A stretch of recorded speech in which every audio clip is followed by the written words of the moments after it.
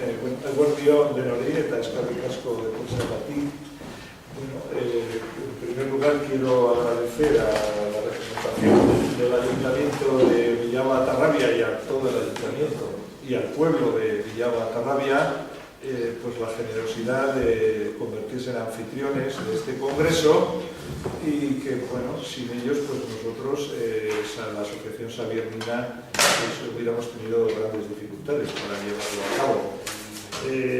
Nosotros vemos este congreso como la culminación de un trabajo de que llevamos pues, un grupo de historiadores navarros desde hace no menos de 3 años, pensando en que, dadas las visiones sesgadas y descontextualizadas que se estaban haciendo sobre el tema de la conquista, pues era completamente necesario realizar un congreso que reuniera a los especialistas. En este caso van a ser 24 historiadores, nunca se ha hecho algo parecido, y teniendo en cuenta que el año pasado el congreso oficial, entre comillas, organizado por el Ejecutivo Foral y al que también le habían condenado las representaciones parlamentarias, no solamente del Parlamento Foral de Navarra, sino hasta del Congreso de los Diputados en Madrid, para que fuese un congreso plural y respetuoso con todas las tendencias historiográficas, pues no, como ya nos tienen acostumbrados, pues en realidad fue un congreso que se preocupó más de quitar hierro a la conquista y de alguna manera justificarla, no precisamente de buscar el conocimiento de la verdad y de los hechos contextualizados. Entonces, este congreso, la gran aportación ya de primeras es precisamente el enfoque. Estamos, como muy van a ver ustedes en el título, es una visión muy amplia, pero es la única manera de entender los hechos de la conquista, contextualizarlo en el siglo XVI, en el tema de la reforma. Claro, por obvias razones, la gente que está de alguna manera en el poder en nuestro país, en Navarra en concreto, no tienen ninguna intención de contextualizarlo, por lo que supone de trascendencia, ¿no? De trascendencia en la actualidad. La gran mutación que se produce en el 16 entre la reforma que luego se llamó reforma protestante, pero realmente es la reforma europea, con letras mayúsculas, unos cambios enormes, no solamente eclesiásticos, sino políticos, culturales, lingüísticos, ideológicos, del pensamiento, una gran mutación, un gran torbellino que luego produjo también una reacción, ¿no? Una reacción, la contrarreforma, y que influyó muchísimo también en Navarra, porque tanto la conquista, que se aprovecha precisamente de ese conflicto para producir, Fernando el Católico utiliza el conflicto para sus intereses, o sea, él presta apoyo al Papa Julio II a cambio de que Julio II le dé unas bulas justificativas, porque Julio II en aquel momento estaba a punto de perder el papado, lo iban a echar, el concilio de Pisa iba contra él, y entonces, aunque en ese concilio el mismo Fernando pretendió que también que se celebrara, apoyó su celebración, sin embargo luego vio que era mucho más interesante sacar partido del Papa, que todavía tenía mucho poder, el poder espiritual. Como decía Fernando, pues poco le cuesta a usted un papel y tinta para ayudarme, ¿no? En ese sentido, en la conquista de Navarra. Y bueno, entonces toda la conquista y luego la presencia del Estado navarro en la reforma, con la consolidación de ese Estado en la Baja Navarra y en Bearne durante todo el siglo XVI, la gente sacar partido del Papa, que todavía tenía mucho poder, el poder espiritual. Como decía Fernando, pues poco le cuesta a usted un papel y tinta para ayudarme, ¿no? En ese sentido, en la conquista de Navarra. Y bueno, entonces toda la conquista y luego la presencia del Estado navarro en la reforma, con la consolidación de ese Estado en la Baja Navarra y en Bearne durante todo el siglo XVI. La reforma en el doble Estado navarro-bearno del siglo XVI, ¿no? Está relacionado con los temas totalmente. El Congreso pretende acercar el conocimiento de diversos aspectos de la historia de Navarra al máximo posible de la ciudadanía, ya que consideramos que el objetivo prioritario de la cultura es que esté a disposición de los ciudadanos. Para de este modo ayudar a potenciar nuestra capacidad de poder pensar cada uno por sí mismo. Muchos, hay que decirlo, asocian el término congreso con el término movimiento, esto es algo habitual, y la verdad es que en muchas ocasiones pues es cierto, ¿no? Hay que decir las cosas como son. El congreso que organizamos en Villa-Batarralia, los asistentes verán un modelo distinto al tradicional, al ser original, dinámico y ameno. Tiene un carácter riguroso y plural en el plano académico, en el que habrá debate y tendrán cabida las diversas tendencias historiográficas, algo que lamentablemente no se ha hecho no se hizo el año pasado, y este año ya veremos si hay quien quiera hacerlo a partir de nosotros, que sea algo muy bueno para todos, para toda la sociedad. Y como comento, por un lado, tiene un carácter riguroso y plural en lo académico, y por otro, también será divulgativo, claro y comprensible para todos los ciudadanos y ciudadanas que quieran participar en el mismo. Por ello, contamos con más de 20 expertos, como ha comentado Tomás, la mayor parte vinculados a universidades, como os he dicho hace un instante, ¿no? Y de este modo hemos planificado un congreso original, dinámico y ameno, esto yo lo quiero recalcar, al conjugar en el mismo conferencias cortas, que serán claras, de unos 30 minutos, mesas redondas para potenciar la participación, una película de cine también, una coproducción europea del 2010, y las actividades complementarias que ya nos ha comentado aquí nuestro concejal de Cultura. Y también la brillante exposición del general César Oro también. Desde un principio consideramos que era importante que el Congreso estuviera caracterizado por la interdisciplinaridad, principalmente porque los hechos históricos acaecidos en un periodo, sea el que sea, se conocen y explican mejor realizándose un estudio de varias disciplinas temáticas. Y así lo hemos hecho, ya que contaremos con profesionales de ámbitos tan diversos como la historia de las mentalidades, tan diversos pero tan interrelacionados a la vez. Como digo, historia de las mentalidades, historia política, historia social, historia de la religión, filosofía política, literatura y lengua vasca, muy importante en el siglo XVI, en el siglo en el que se potencian las lenguas nacionales en cada estado europeo, historia del derecho, historia de la gastronomía, etc. Y todo ello nos ayudará a conocer mejor la Navarra del siglo XVI y su influencia en la historia de Europa. De este modo, encontramos 4 grandes áreas o tiempos en que dividimos el Congreso. Simplemente los voy a citar, para que no sea muy larga la intervención. El primer bloque está dedicado al tiempo jurídico, institucional y diplomático. El segundo, al tiempo bélico, destacando que fue una guerra internacional, en la conquista de Navarra, esto no lo podemos olvidar. El tercer bloque, dedicado a la revolución del pensamiento del siglo XVI, que afectó profundamente a Navarra y a toda Europa, y que lo hemos titulado tiempo social, ideológico, religioso y político.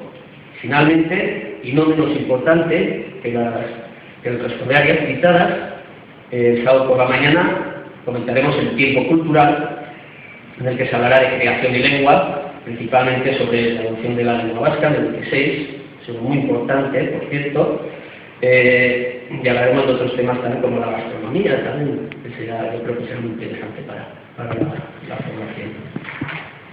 Finalmente, añadir de nuevo que para inscribirse al Congreso, aquí tendréis todos los datos en el tríptico, y adelanto que nosotros, tanto el Ayuntamiento como la Asociación Sabernina, hemos potenciado que venga mucha gente, y la verdad es que la inscripción va a ser muy barata, de toda la gente que entre en la página web para la inscripción.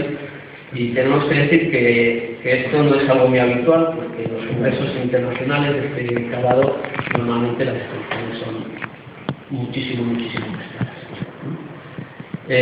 Finalizo mi intervención animando a toda la ciudadanía a participar en el Congreso, ya que, como he dicho antes, nuestro objetivo principal es trasladar a ciudadanos y ciudadanas los conocimientos que los profesionales hemos obtenido en el transcurso de bastantes años de estudio. Gracias. Bueno, sí. Desde la sociedad civil, o sea, realmente esa es la característica principal, o sea, es la calle la que organiza el Congreso, no las instituciones. Aquí lo que hace el Ayuntamiento realmente es apoyar una iniciativa cívica. Eso creo que es un tema importante, que se pueda, o sea, que no tenemos que estar esperando que venga la iniciativa desde arriba, sino que las iniciativas tienen que surgir de donde están los ciudadanos y que además es posible. Aquí lo vamos a demostrar, que se puede hacer un congreso muy ambicioso, al máximo nivel, pero saliendo desde abajo. Y decir también que, sobre todo, que esta parte, por eso el congreso va a ser abierto a todos los ciudadanos y la inmatriculación, bueno, la inscripción, como ha dicho bien Álvaro, pues es muy económica, no son más que 25 euros que para formalizar la inscripción hay que entrar en la página web de Xavier Mina, que está en el tríptico abajo. Es importante, es xaviermina.org, y también la siguiente info no es correo electrónico, xaviermina.org. Entonces, bueno, de todos modos, Perdona, Tomás, un inciso para que la gente lo tenga muy claro, no se le dé lugar a equívocos, matizar muy claramente el tema de la inscripción que hemos comentado. Es decir, que serán 3 días, en principio para los 3 días se pone el bono de 25 euros a los 3 días, inscripción, y también como sabemos que hay gente que no podrá ir los 3 días, y también hay que tener en cuenta esos aspectos, cada día un bono de 10 euros por día, ¿no? Pues se trata de 200, viernes y sábado. Y también tenemos que comentar que las mesas redondas y la película está abierta a la asistencia de todo el mundo. Eso sí, claro, siempre evidentemente tendrán una preeminencia de la gente que se haya apuntado y haya pagado. Simplemente eso es para matizar, para que no haya luego dudas, ¿no? ¿Se les puede enseñar el local donde va a ser?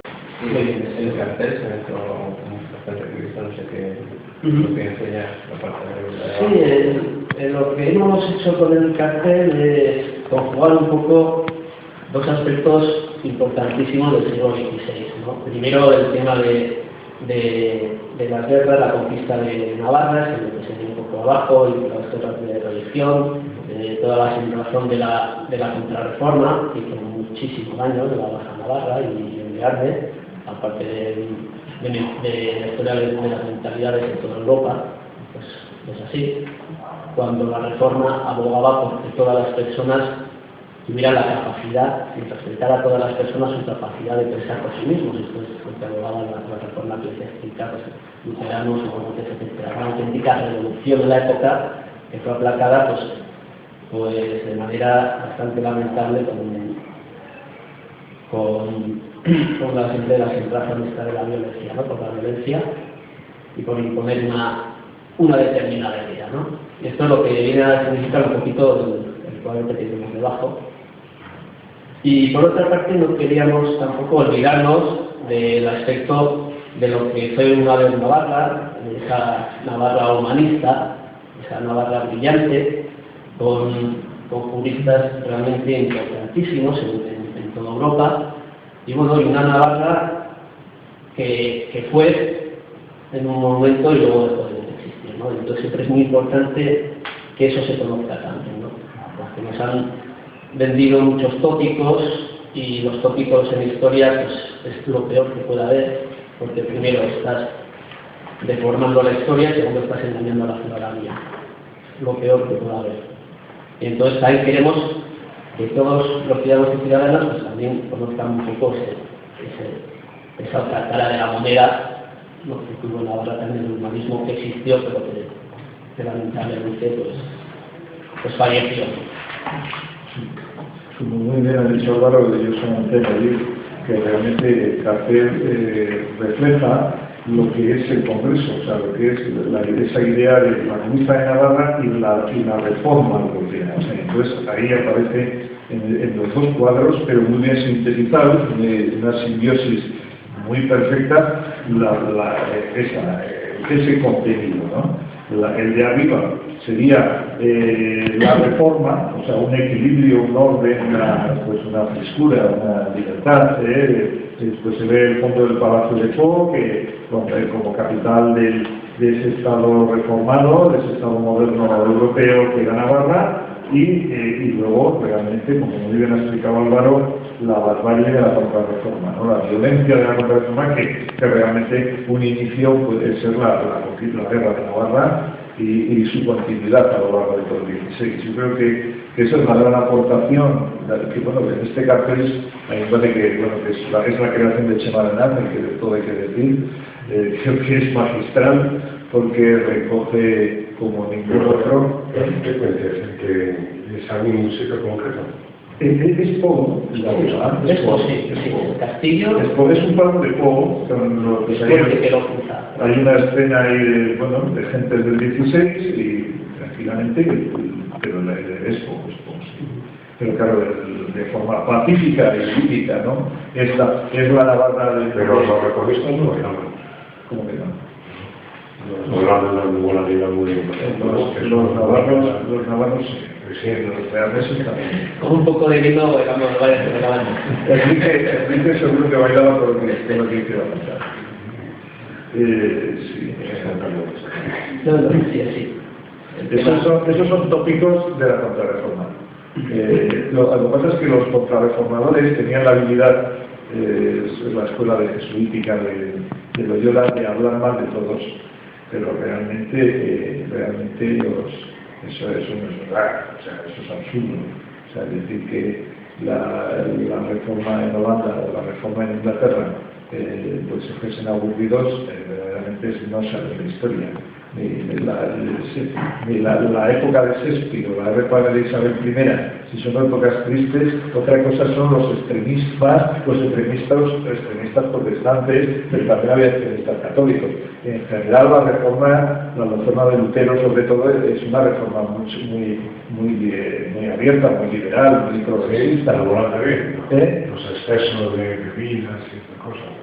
Pero bueno, la realidad, pero ¿qué pasa? ¿Que entonces es más progresista la borrachera católica? No, ¿qué pasa progresista? Yo digo si...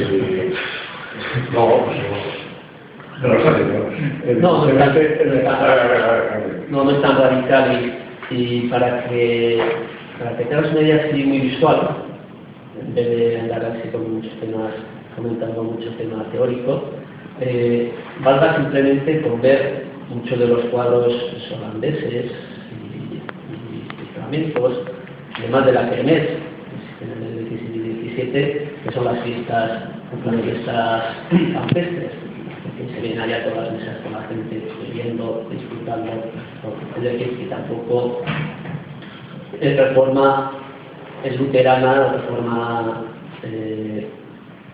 calvinista, tampoco significa un extremo, ¿no? Eso también es un poco tópico, ¿no? Que también hay que escapar un poco, ¿no?, de los tópicos. Nada es blanco y negro, ¿no? Esto está, ¿no? Evidentemente, el tema de la diversión en la sociedad es algo que existe desde el principio de los tiempos. Lo que dice Álvaro sería comparar la escuela, la pintura, es verdad, te vas a un museo y ves la pintura española del 16 y del 17 y la comparas con la pintura flamenca, que eso es verdaderamente el primer ejemplo evidente. Una sociedad más bien pues muy prisionada, aplastada por la contrarreforma y pues bueno, no aparece más que santos, la pintura de Greco, tal, y la otra, la flamenca, es una sociedad viva. O sea, la ciudadanía, la fuerza de los ciudadanos defendiéndose de la agresión de los tercios españoles, y luego las fiestas, como dice, o sea, se ve perfectamente una diferencia enorme, y de la literatura lo mismo. Y luego no hay más que ver qué es lo que ha movido Europa. Europa es lo que es gracias a los estados que reformamos. O sea, realmente los que cogieron la locomotora europea pues fueron Holanda, fueron Inglaterra y precisamente los países más aplastados por la contrarreforma son los que se han quedado en la cola. España y Italia, por ejemplo. Ya, la economía es todo. Sí, no, la economía es todo. Pero se diga que la reforma no atacaba, por ejemplo, pues el libertinaje del clero, los borrachos y los excesos y todo demás. Y pues tratar de tratar una moral estrecha, severa. Yo, como ha dicho Álvaro, no creo que sea así. No, tampoco es eso, teniendo en cuenta que uno de los principios básicos es que está dentro de la religión, porque estamos evidentemente hablando siempre de una época en la que la religión avanza todo. Eso es importante. Pero sin embargo, desde el principio, que a una persona le da la capacidad de poder interpretar por sí mismo, no existe esa presión tan radical, ¿no?, como se presenta. Evidentemente, todas las religiones siempre han tenido mucho de lo que conectan, ¿no? Pero esa es la revolución importante que hay en el 16, que cada uno puede pensar por sí mismo. Eso elimina muchas trabas, ¿no? Y por ejemplo, eso es lo que conlleva la contrarreforma, conlleva todo lo contrario. Es decir, con la contrarreforma sí que no hay ningún tipo de opción a nada, ¿no? Sin embargo, la reforma en muchos aspectos, como por ejemplo el tema de las confesiones, que no van a existir. Pues claro, eso es algo totalmente liberal, entre comillas, ¿no? En esa época es una auténtica revolución, ¿no? No es esa exposición tan dura, ¿no? Y abriendo un poco el plano, a ver, ya estamos en mayo, en este año histórico hay iniciativas distintas, no sé si complementarias o que compiten entre sí, con a partir del quinto centenario y demás. ¿Cómo ves que se va desarrollando pues este año? No sé si hay idea también de hacerlo un congreso oficialista, luego pues otras iniciativas que van mirando más que a lo académico, el movimiento social y demás. ¿Cómo ves el asunto? ¿Se está moviendo suficientemente o en la dirección adecuada? ¿El quinto centenario de la idea? Sí, comentario. Bueno, mira, venía a hablar precisamente, ya, yo en ese sentido que nuestro Álvaro, precisamente nuestro congreso va a desgranar estos temas que está planteando Miquel Bojanda, porque precisamente por eso los principales ponentes, o la gran parte de ellos, van a tratar también qué supone lo que se ha ocultado de la reforma, los cambios, las influencias en todo, en el pensamiento, en la forma de vivir de los individuos, en las creencias, en la política, en los derechos y en la participación en las instituciones, en la creación de los mimbres que iban luego de alguna manera a consolidar los sistemas democráticos. O sea, realmente la democracia tiene sus raíces en esa época. O sea, el hecho de que el ser humano puede directamente interpretar los textos bíblicos, el hecho de que el ser humano tiene ya sin intermediarios puede tener una relación con Dios directamente, no a través de los curas o de los obispos o del Papa. Entonces eso ya pues genera en sí el embrión de la individualidad, de la soberanía individual y de la democracia. Yo creo que eso es lo que se va a tratar a fondo en el Congreso. Ese es el motivo del Congreso. O sea, el parto de la modernidad en el siglo XVI. Eso es lo importante. Y entonces eso no es meramente academicista, sino simplemente es la voluntad de los ciudadanos de saber lo que pasó, porque realmente es algo práctico también para hoy en día.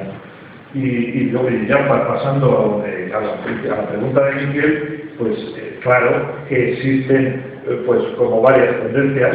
O sea, nosotros llevamos mucho tiempo de forma individual y agrupados tratando de sacar adelante este conocimiento de lo que vamos encontrando e investigando cada uno de nosotros en grupos. Y bueno, por eso se creó Sabiermina, la Asociación de Estudios Históricos, y por eso hemos organizado este congreso, porque sabemos que el reto es gigantesco. O sea, hay que llenar un vacío tan enorme que de alguna manera tenemos que empezar, pero realmente sabemos que la tarea es muy dura y va a hacer falta mucho esfuerzo de todos los historiadores y de la gente, de todos los ciudadanos en general.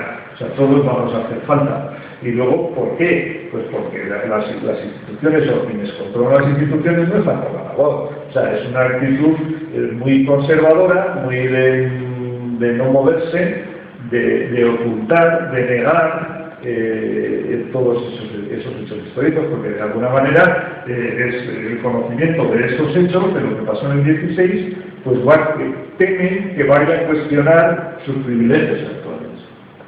Y entonces ocurre eso, se dio en el Congreso organizado el año pasado, y que no sabemos si volverán a hacerlo, no sabemos, porque tampoco han dicho nada. Es posible que no hagan otro congreso.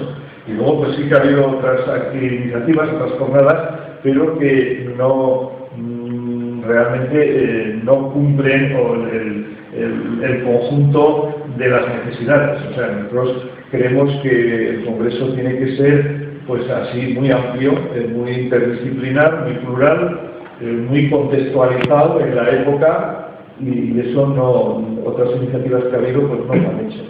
Entonces aquí no vamos contra nadie, sino simplemente aportar nuestro granito de arena, o sea, y sobre todo con la ayuda y la buena disposición del Ayuntamiento de Altarrabia, pero no tratando de reemplazar a nadie, eso no. Simplemente queremos ser unos más, un complemento.